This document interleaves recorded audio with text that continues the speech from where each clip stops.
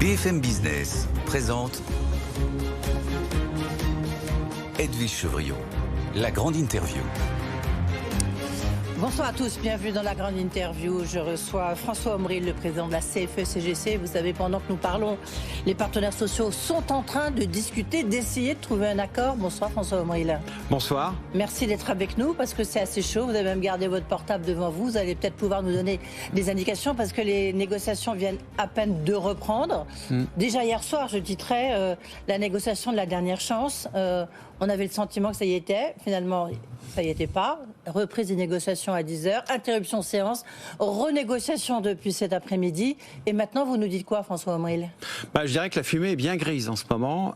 Moi, la dernière info que j'ai, je vous la donne en direct, c'est qu'on va plutôt vers un échec. Alors évidemment, il faut toujours espérer jusqu'à la dernière minute. Mais la partie patronale a fait une suspension de séance de 4h30 pour revenir finalement avec des modifications de forme. Et on est sur cette problématique quasiment depuis le début. C'est-à-dire que c'est une négociation qui reste très déséquilibrée, dans laquelle finalement on observe que la tension, le cadre, il a été déterminé par la réforme des retraites, donc 2 ans de travail supplémentaire, et au final une négociation pour essayer d'aménager les conditions dans lesquelles, je parle de la partie travail des seniors, oui. Qui par ailleurs a aussi des conséquences sur les autres parties. On essaye de travailler, de réfléchir aux moyens d'aménager ces 2 années supplémentaires, voire au-delà, c'est-à-dire les années précédentes, et finalement pour les salariés on ne voit rien venir, que des éléments de processus et des formes. Donc là vous nous dites globalement on va vers un échec. Est-ce que les autres partenaires sociaux sont sur la même ligne que vous ? Parce qu'on sait que vous êtes très offensif, François Omril, c'est ce qui fait du reste le succès de la CFE-CGC en ce moment. Est-ce que les autres partenaires sont sur cette ligne-là ? Oui, moi c'est ce que j'ai compris. Alors bien sûr, j'ai pas autorité pour parler à leur place, mais on voit bien chacun fait son petit briefing le soir et regarde quelle est la tendance. Oui, je pense qu'on est tous très déçus du manque d'ambition qu'il y a dans cette négociation. Il faut dire qu'on n'est pas aidé par le cadre, on n'est pas aidé par le gouvernement, par les positions qu'il a prises, par la façon dont il est intervenu un peu comme un chien dans un jeu de quilles au moment de la négociation. On n'est pas aidé par le fait que depuis plusieurs années, moi j'ai pas de problème pour le redire, le patronat il a un peu perdu la clé du champ de tir de la négociation. Voilà, il a perdu l'habitude. Il avait retrouvé, on avait le sentiment qu'il avait retrouvé, oui. Justement. Et puis là, est-ce que ça veut dire, est-ce que c'est Patrick Martin, le nouveau président du MEDEF, qui a cette position très dure, en tous les cas, oui, très dure à vos yeux, aux yeux des syndicats. Ce soir, vous ne comprenez pas tellement, dites-le nous, vous ne comprenez pas tellement la stratégie du patronat. Moi, je ne veux pas faire de reproches personnels à Patrick Martin ou à d'autres représentants, à François Asselin pour la CPME. Je pense qu'on a une problématique de fond peut-être beaucoup plus préoccupante que cela.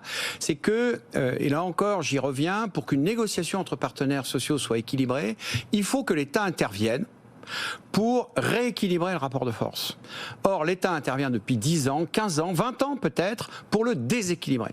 C'est-à-dire, il met toujours... Ça serait quoi concrètement ? Parce que là, on ne voit pas très bien, parce que vous êtes en train de vous plaindre d'habitude de l'intervention, notamment sur les négociations... Eh bien, je m'en plains parce qu'il intervient pour le déséquilibrer. Tant qu'à intervenir, il faut qu'il intervienne pour avoir un rapport de force équilibré. En fait, dans une négociation, quand on va négocier avec un représentant des employeurs, que ce soit au niveau interpro ou dans l'entreprise, oui. S'il y a un échec à la négociation et que l'État, pour l'interpro, dit s'il n'y a pas d'accord, moi je reprendrai la position patronale, ça ne peut pas fonctionner parce qu'il n'y a pas d'intérêt à la négociation. Donc il faut qu'il y ait un intérêt à la négociation, c'est-à-dire qu'il faut que chacun des camps ait quelque chose à perdre au fait qu'il n'y a pas d'accord. C'est ça la problématique. Là, c'est la question, je veux dire. Là, c'est quoi ? Là, ça bute sur quoi ? Ça bute sur le CDI senior, sur le parcours professionnel ? Ça bute sur quoi ? Il faut qu'il y ait un partage, en fait. Chacun va avec ses positions. Vous avez fait 10 propositions. Est-ce qu'il y en a qui ont été retenues par le patronat ? Mais absolument aucune, absolument aucune. Enfin, il faut regarder les choses. Je vais vous donner un exemple très très simple. Donc, les gens vont devoir travailler 2 ans de plus. Ça s'échelonne et ça va venir assez rapidement. Nous, ce qu'on a demandé, on n'est pas les seuls finalement, on l'a contingenté dans une liste.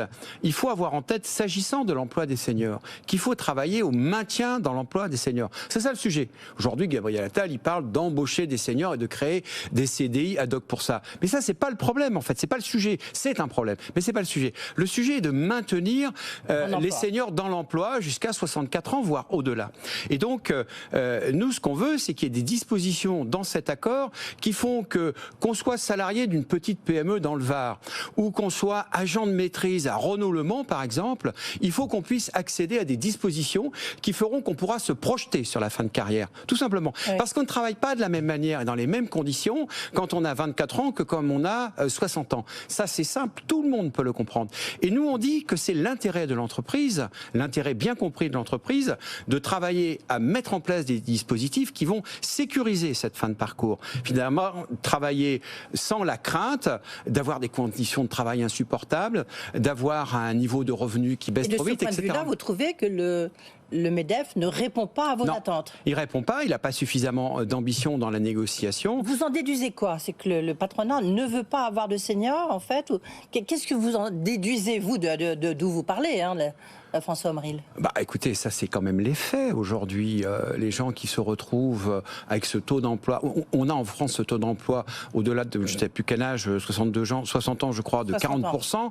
Ouais. Donc c'est quand même quasiment un des plus mauvais niveaux. Les gens qui sont à Pôle emploi aujourd'hui qui attendent. Les entreprises ne veulent pas changer. Les entreprises, elles ont pris, les grandes entreprises, attention, il faut le préciser, elles ont pris l'habitude de se séparer des personnes à partir d'un certain âge et elles font une erreur économique. Parce que ces gens ont de la valeur. Mais simplement, il faut travailler.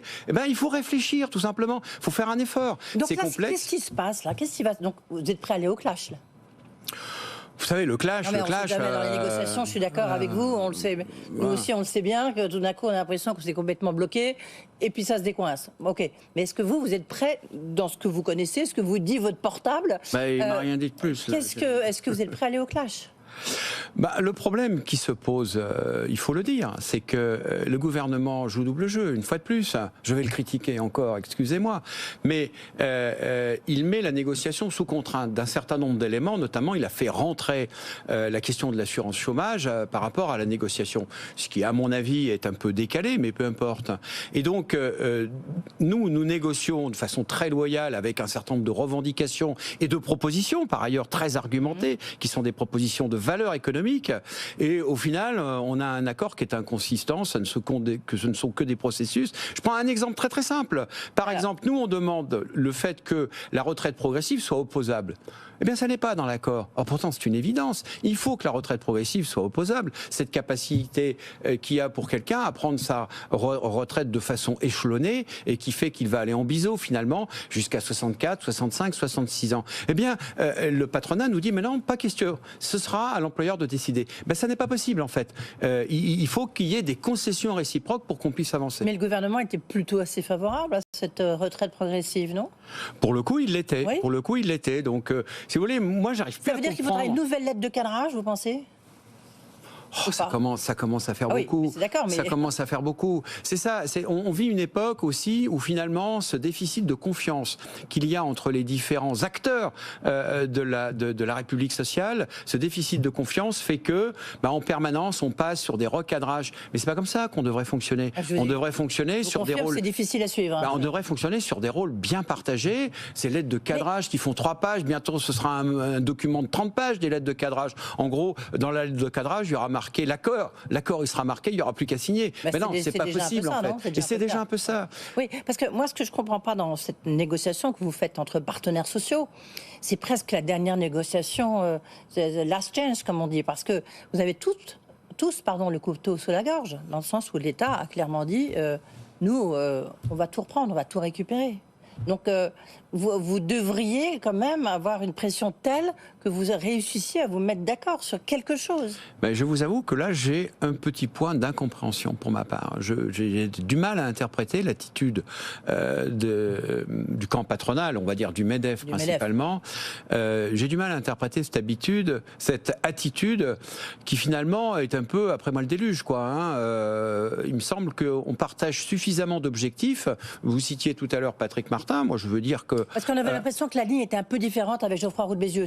Alors le climat était différent hein, aussi. Le climat était différent, oui. Mais si vous voulez, moi, j'ai aucun problème avec Patrick Martin. Au contraire, je pense que on est tout à fait capable de travailler ensemble et de partager des objectifs communs sur la nécessité. Là, vous n'avez pas pris votre téléphone, vous ne l'avez pas appelé en disant mais attends, qu'est-ce qui se passe? Allez-y, appelez-le. Écoutez, je lui ai peut-être envoyé des messages. J'attends peut-être qu'il me rappelle. Il est probable qu'on le fera aussi. Il vous a pas rappelé? Chacun a son agenda. Hein, j'ai le mien et puis on en reparlera. Mais souvent des négociations interpro se terminent comme ça. Je ne sais pas si ce sera le cas parce qu'on est quand même très très loin de la possibilité de trouver un accord dans lequel. Je vais vous dire quelque chose. Un truc très simple. Moi, ma ligne, c'est que quand je suis signataire d'un accord, je le défends. Ça se fait pas de dire j'ai signé parce que j'étais contraint de le faire pour pouvoir opposer au gouvernement une attitude, etc. Ça vaut rien du tout. C'est bullshit. On signe l'accord, on le défend. Parce qu'on dit cet accord il est bon. Voilà, tout simplement. Là, on va rediscuter de l'assurance chômage. On est d'accord, il y aura peut-être une nouvelle lettre de cadrage. La réforme, elle est là, elle a été annoncée par le Premier ministre. Après, il y a 3 possibilités. On en parle à longueur de plateau sur qu'est-ce qu'on peut faire, quel type de réforme. Je ne sais pas, vous, qu'est-ce que vous préconisez? Mais est-ce que vous allez vous asseoir autour de la table? Ou alors, est-ce que vous allez pratiquer la politique de la chaise vide? Alors, 2 choses. D'abord, moi, au nom de la CFE-CGC, je fais jamais la chaise vide. S'agissant de l'assurance chômage, j'étais même partisan, pour tout vous dire, avec mon organisation. À l'époque, c'était il y a 6 ans, pour que on négocie sur les conditions de l'assurance chômage avant la lettre de cadrage. On aurait créé un précédent intéressant. Il se trouve que pour tout un tas de raisons sur lesquelles je ne vais pas revenir, ça n'a pas été possible. Mais ça aurait été un acte politique fort. Et je crois qu'à tout moment, on peut le faire. On a besoin de l'autorisation et du cadrage de personne, en fait, pour pouvoir négocier entre nous les conditions d'indemnisation des chômeurs et les conditions du retour à l'emploi. Pour le coup, sur la lettre de cadrage qui va nous renvoyer aux dispositions qui ont été annoncées par Gabriel Attal, dans une façon de faire assez grossière, il faut bien le dire, parce qu'en gros, il nous dit, bon, ils font bien ce qu'ils veulent, mais de toute façon, j'ai déjà décidé ce que je vais faire. Et au passage, ce qu'il a décidé de faire, ce sont des choses qui sont réfutées en termes d'efficacité par des gens qui sont spécialistes d'analyser justement les conditions du retour à l'emploi. Donc en fait, il s'est contredit lui-même et il a contredit ce que disent les experts sur le sujet. Donc, et notamment Marc Ferracci qui était là hier soir, c'est ça qui est encore un peu qui complique un peu l'exercice puisqu'il est vice-président du groupe Renaissance à l'Assemblée nationale. J'avoue que c'est plutôt original, oui. Donc vous êtes là, qu'est-ce qui peut se passer là? Qu'est-ce qui peut se passer? Il peut se passer 2 choses. Est-ce que le 1er mai il sera unitaire? Ah, mais c'est une bonne question. Merci d'avoir posé. Tiens, je vais appeler Sophie Binet et Maryse Léon, d'accord? Eh bien, écoutez, oui, faites-le. C'est une question qui s'est posée et qui n'est pas tranchée entre nous. Il a été unitaire, vous le savez, l'année dernière, dans un contexte très particulier. Nous, à la CFE-CGC, on n'a pas l'habitude de défiler le 1er mai. Et là encore, moi, je suis porte-parole de l'organisation, donc je tiens la ligne. Pour qu'on puisse, nous, participer à un défilé unitaire, il faut un mot d'ordre et une raison particulière. C'est-à-dire qu'on ne défile pas pour défiler, il faut qu'il y ait un motif particulier, une raison, un conflit finalement.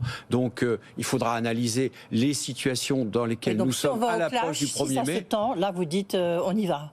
Écoutez, je ne peux pas vous le dire, c'est une décision collective, mais pour le coup, s'il y a un sujet, s'il y a matière, moi je dis pourquoi pas. Il n'y a pas de raison de l'exclure a priori. C'est une question de contexte. Mais il faut analyser les choses de façon relativement sereine et pragmatique. Le climat n'est pas bon. Là encore, j'y reviens, c'est la question de la confiance qui est posée. Voilà, on ne peut pas être intelligent tout seul dans son coin. Il faut qu'on partage. Une négociation doit être équilibrée. Chacun est porteur de sa vérité dans une négociation. Chacun apporte des exigences, des propositions. On les partage et on aboutit à un accord. Voilà. François Auril, vous n'avez pas de nouveau là sur les négociations en cours. Elles peuvent durer jusqu'à quand ces négociations? Alors, épuisement d'hommes ou quoi? Alors, j'ai pas de nouveau. Non, donc ça veut dire que ça patine. Voilà. Ça happening votre émission. Bah oui. Non, j'ai pas de nouveau. Une négociation en général, ça finit tard dans la nuit, mais ça finit tard dans la nuit quand il y a une forme d'engagement des délégations. Je vous donne, j'allais dire les petits détails de ce qu'est une négociation interpro. Il y a un moment où les choses basculent dans une négociation, où une délégation ou plusieurs vont dire j'approche la zone de signature. C'est très concret. C'est comme une négo commerciale. C'est pareil. On est proche de sortir. Et à ce moment-là, qu'est-ce qu'on fait? On négocie le détail pour que chacun puisse se déterminer et proposer à son organisation. Parce qu'il faut quand même rappeler qu'on est une organisation démocratique dans laquelle on met en débat et au final au vote, la signature d'un accord qu'on présente. Mais il faut prendre une position. Et donc les deux processus sont en parallèle, c'est un peu subtil, mais on ne peut pas non plus dire bah, moi, je ne sais pas si je serai signataire, c'est à mon assemblée de décider, c'est un peu facile quand même. Il faut pouvoir s'engager un peu dans le cours de la négociation. Aujourd'hui, ce que je peux vous dire, c'est que au vu de ce qui est proposé, pour nous, ce n'est pas possible de s'engager à ce stade. Ah ben voilà. Donc on verra bien ce qu'il adviendra dans la nuit, peut-être demain, s'il y a prolongation. François Omril, une toute dernière question sur un dossier qu'on suit ici pas à pas, dossier Atos. Si je vous pose la question, c'est que la CFE-CGC est devenue le premier syndicat chez Atos. Vous avez, j'imagine, suivi un peu tous les derniers développements. Ça s'est accéléré ce matin avec Bercy, comité de Bercy, qui dit qu'il va mettre 50 millions, bien après, attribués vers le Syrie, puis surtout garder une option d'achat, si on peut dire, une sorte de golden share, sur les activités de supercalculateur. Il y a eu l'arrivée d'un financier, Walter Butler, aux côtés pour venir épauler une autre solution qui était celle de David Layani. Quelle est la position de la CFE-CGC ? Alors moi, je ne suis pas un expert du dossier, mais je vais vous donner la position, qui est une position d'ordre général. Vous l'avez gentiment rappelé, on est devenu numéro 1 chez Atos. C'est pas la seule entreprise, grande entreprise, dans laquelle on est devenu numéro 1 cette année. La position, elle est simple. Les problèmes d'Atos sont des problèmes financiers, uniquement financiers. Ce ne sont pas des problèmes opérationnels, ce ne sont pas des problèmes de compétitivité, ce ne sont pas des problèmes de technologie, de leadership technologique. C'est une entreprise absolument magnifique. Et nous, ce qu'on dit, il faut réfléchir souveraineté. Et donc, il faut que l'État s'engage, pour le coup, j'en dirai pas plus à ce stade, mais il faut que l'entreprise reste unique. Il ne faut pas découper l'entreprise. Si on découpe l'entreprise, si on commence à la découper, ça finira comme Alstom avec General Electric. Ça finira par la disparition. Voilà ce que nous, on pronostique. Après, c'est aux sections syndicales, en fonction de leur environnement et des problématiques d'interaction. Mais on a compris votre position. C'est à elles de se déterminer. Mais en tout cas, c'est très clair. On ne peut pas dire souveraineté et ne pas agir en proportion de cet objectif. Merci de tous ces propos, François Omril. On a compris que la situation, elle se tend, c'est très compliqué, ça devient très compliqué sur cette négociation sur les emplois seniors. Et puis sur Atos, pas de démantèlement, en tous les cas, c'est votre position. Merci beaucoup d'avoir été Merci à vous. Avec nous. On vous rend justement à toutes ces négociations. François Omril, le président de la CFE-CGC, était notre invité.